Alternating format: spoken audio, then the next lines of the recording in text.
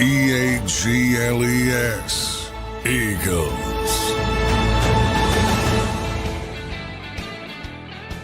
Welcome in, everybody, to a Monday edition of Birds 365 here on JAKIB Sports as we break off into a new week here. It's Cinco de Mayo. It's Brandon Graham Day, however you want to call it. It's May 5th on this Monday. Johnny Mac, how you doing on this Monday morning, brother? I'm doing well. Hope everybody had a good weekend. Happy BG Day. If you want to hear a bunch of people talk about him on a certain other radio station. If not, if you're a day drinker, yeah, happy Cinco de Mayo.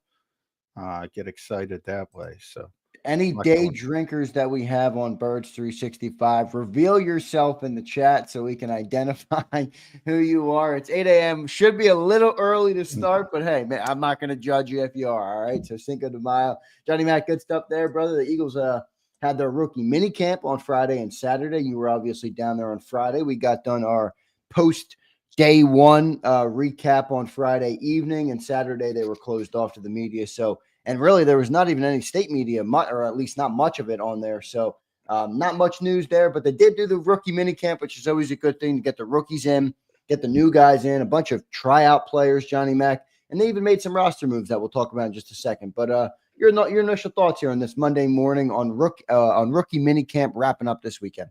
Yeah, Giles Jackson, the big winner this year. It seems like the Eagles always bring one tryout player onto the 90-man roster. And at least last year it was Sean Stevens. We hardly knew ye, so I wouldn't get too excited about Giles Jackson. But on the 90-man offseason roster, gets an extended look because remember, you don't have to cut guys. In the old days, you had incremental cuts, and even a couple years ago, 90 to 75 to 53. Now it's just one big loop, 90 to 53. So, if he does his job, he'll get an opportunity to be here until the initial cut down, and we'll see if he can make some noise. Good returner.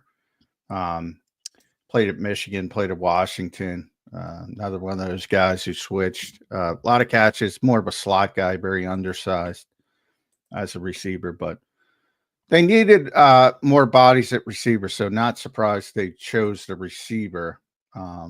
And they waved goodbye to Ty Davis-Price, which is not a surprise either because I think they like the kid from Florida. So he might be in line to be sort of the developmental back that had been Ty Davis's price role last year. Yeah. And now, tough industry. But Montrell Johnson, I would say, is the leader in the clubhouse for that role, at least for the guys in camp right now. Yeah, credit to you too. You mentioned that on Friday, about him looking the part, but obviously that would mean something on Ty Davis-Price, and there you go. So Ty Davis-Price is waived. Wide receiver Giles Jackson is signed. Now, John, when we say wide receiver Giles Jackson is signed to the roster, is that basically like signing an undrafted free agent just at a different time? Like what does that mean, signed to the roster? Is that basically like an undrafted free agent signing? Similar, at least? Exactly the same, just a little bit later. Signed to the 90-man off-season roster. So, undrafted, he's a rookie. So there's certain guys who are in as veteran tryout players, and that would be different. Michael Dogby from Temple was one of them. That would be a little bit different. But no, he's a rookie. So he didn't get immediately signed, and they brought him in a little bit later. Same type of deal, though. Undrafted if he makes the team. Obviously, you get the bump up to the NFL minimum. More likely, his upside would be the practice squad. So, but yeah, he's on the 90-man offseason roster as an undrafted rookie free agent. There you go. So we'll talk a little bit more about that. John, when is that cut down, by the way, the cut down? Because you mentioned obviously it's from 90 to 53, so that's a big cut. But when does that come? Not until the training camp begins, or what? Till training camp is over. That's the one right before the regular season. So you get that 10-day. I don't have the exact date. I can look it up this year, but late August basically. So. And that's when the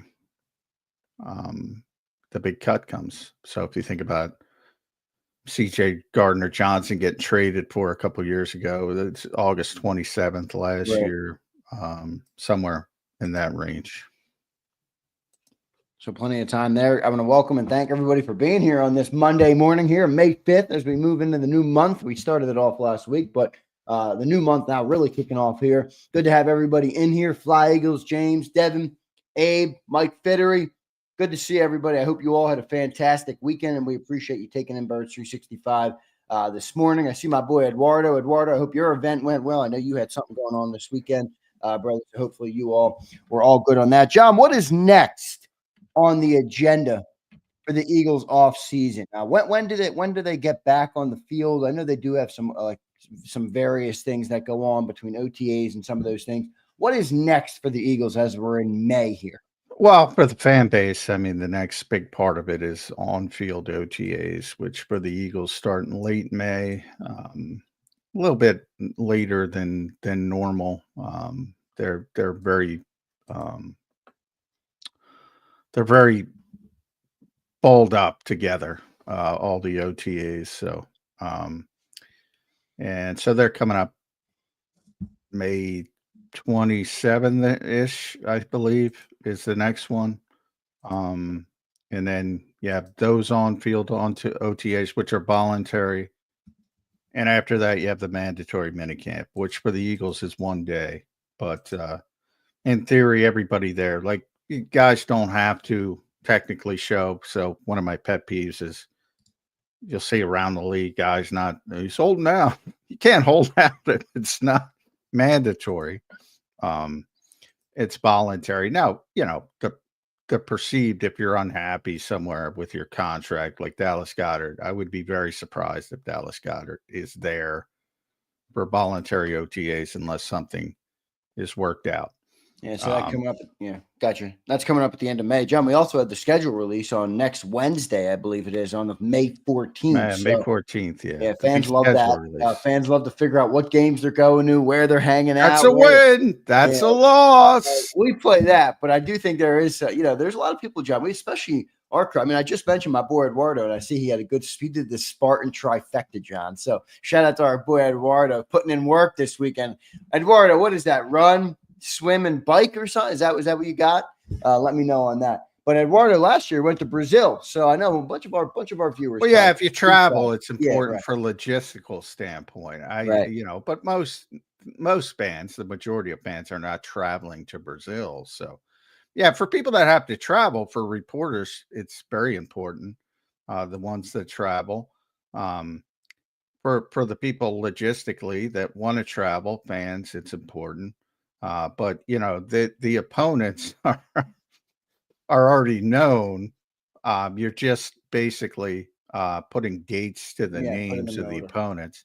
So it's always amused me that, but the NFL is great at that. They turn in, a necessary bookkeeping detail into this giant thing, and people have latched onto it. But and May 27th, May 28th, May 30th are the first cluster of OTAs. Then June 2nd, 3rd, and 5th are the second cluster, and minicamps on June 10th. Now, you can have as many as 10 on-field OTAs. This is where if Jody was still on the show, he'd go, why aren't they using those for extra OTAs? Look, it's hard to argue with this team's philosophies. You can't anymore, John. You really can't. You're not winning football games in May. So they believe more in the classroom stuff and that kind of stuff to get rookies up. And all that's going on behind the scenes. I mean, they're still there. And part of it is, to be blunt, they don't want us there. So they do as little as possible, which I think is weird and I think is unnecessarily, but whatever. It's worked for them. So I'm not going to dismiss their viewpoint. They believe more in the classroom stuff. And when you don't have pads on, like, you were asking me last week, what'd you see in 20 minutes of rookie camp? And other people might grip you. I'm not going to grip you. What the hell do you want me to see? I mean, there's no pads. It's like offensive lineman, defensive lineman. You don't know about them till they get the pads on. Right. Saquon Barkley, believe me, if you saw Saquon Barkley in OTAs last year, you wouldn't think you were in for the best rushing season in NFL history. Because his physicality can't show up Right. in that kind of stuff. So, there's only so much you can do in OTAs on field from an on field perspective. And basically it's like an extension. I compare it to high schools now, and they have these 7-on-7 circuits where in the off season, and that's why you see such major development from the quarterbacks now. And I remember the kid from Roman Catholic, he's getting offers as a freshman. People in the chat locally might know his name. I know Rob Kessner, my buddy, knows his name. I always forget his name, but he's a big Alabama offered him, I think, when he was a freshman. Your school. I mean, those kids are so advanced. Kyle McCord was just telling how he got his first scholarship in 8th grade. Yeah. I'm like, did they even play football organized? But I mean, we had back in my day, you had we played football, but you didn't play it in school, grammar school. You played it like the local community. Right.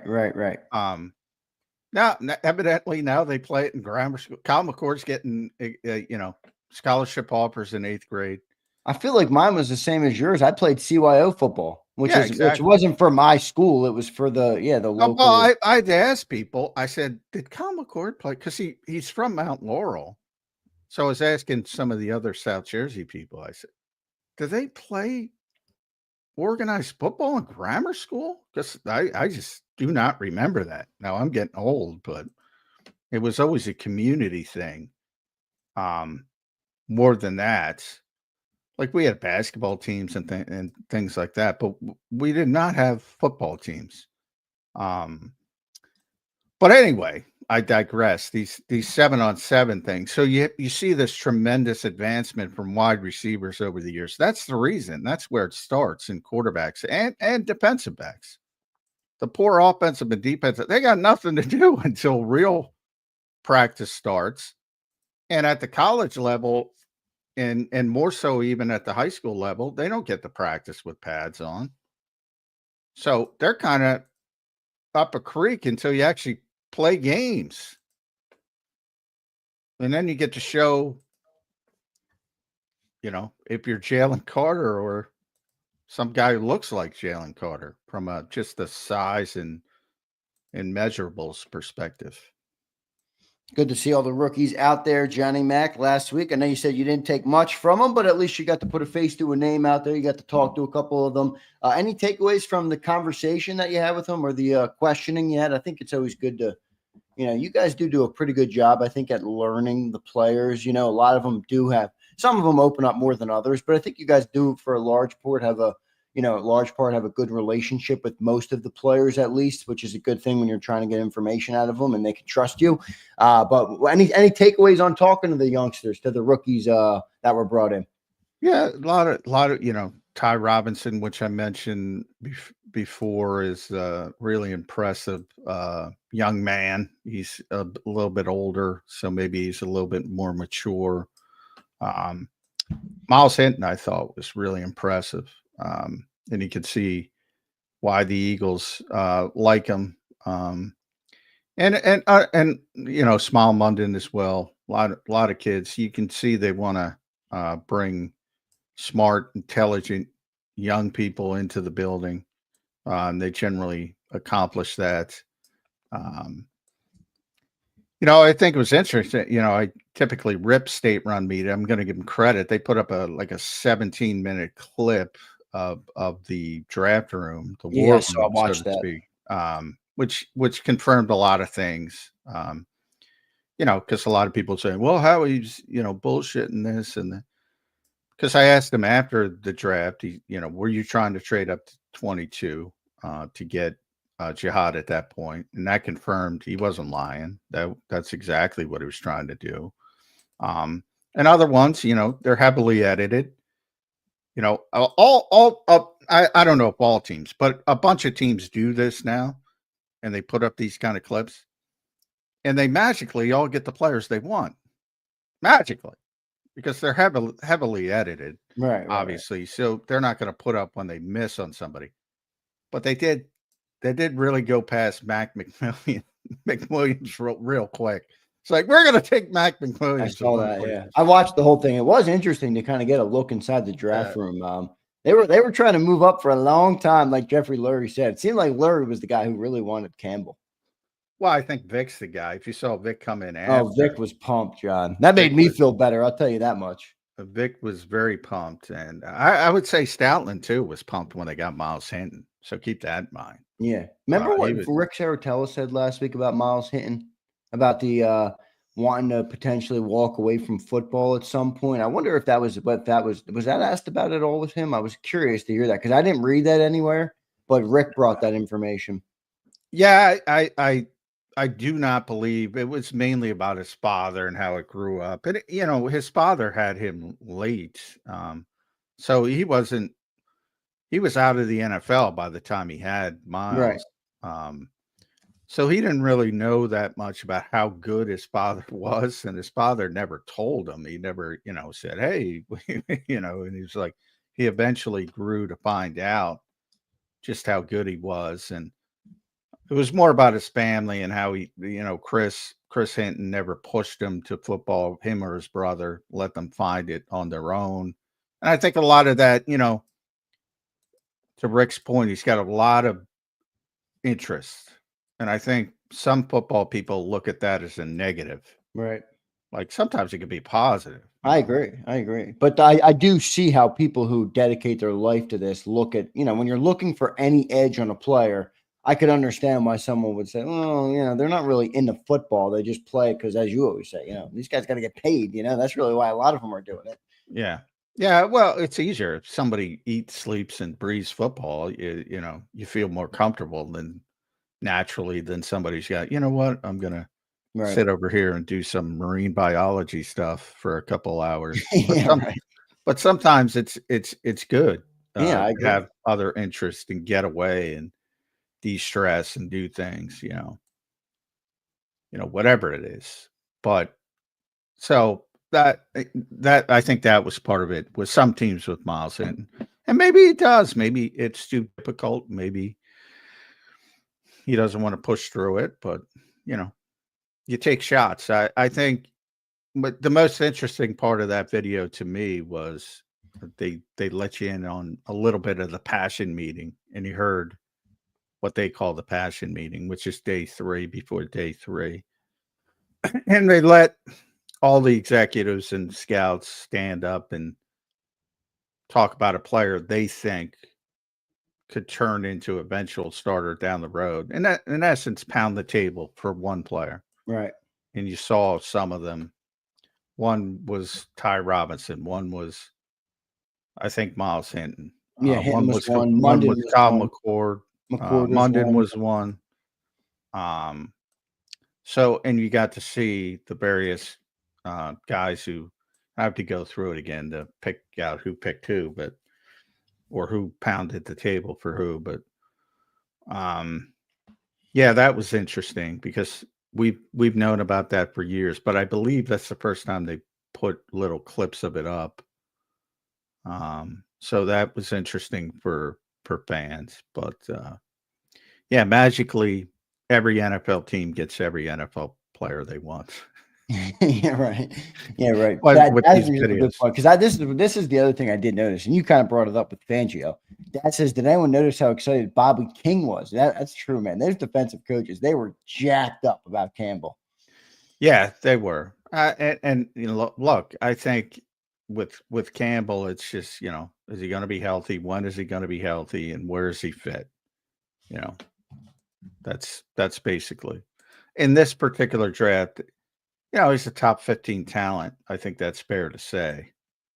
But again, there's some tweener aspects, but anybody can figure that out. It's Vic Fangio. So I think that's why Vic was so happy. Other people run from the tweener label.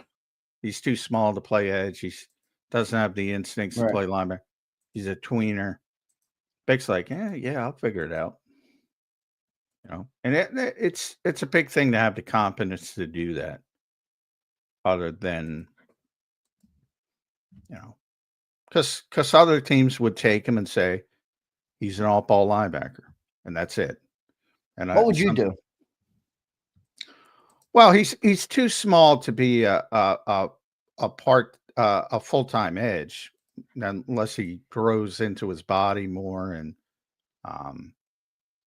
but where do you think he'd need to get to be that, like 250? Well, Nolan's way under 250, and he looks like he can Nolan's do it. What, so I gotta see him play first. Nolan's very physical for his size. Yes, he is. I got to see him play first, but I've always said from what he looks more like an edge rusher to me. I've said that from the start. But I think him getting with Vic Fangio is a very good thing for him, because Vic will utilize him in different ways. And, that's the one thing Howie kept saying, don't put him in a box. Don't pigeonhole him. Because he's going to play all these different positions, I think, when he gets up to speed. Well, that's the projection. But again, it's easy to project. Right. Can he do it? I still remember Malcolm Jenkins, who is the last player the Eagles had that sort of moved all over the place. Really enjoyed it. I mean, it challenged him. Malcolm was a special kind of player, though, John. Not everybody's going to have. Oh, that's Malcolm, what I'm saying. Yeah. Minkah Fitzpatrick left Miami because they were asking him to do that. Right. And he was like, I don't want to do that. I just want to play safety. I just want to play.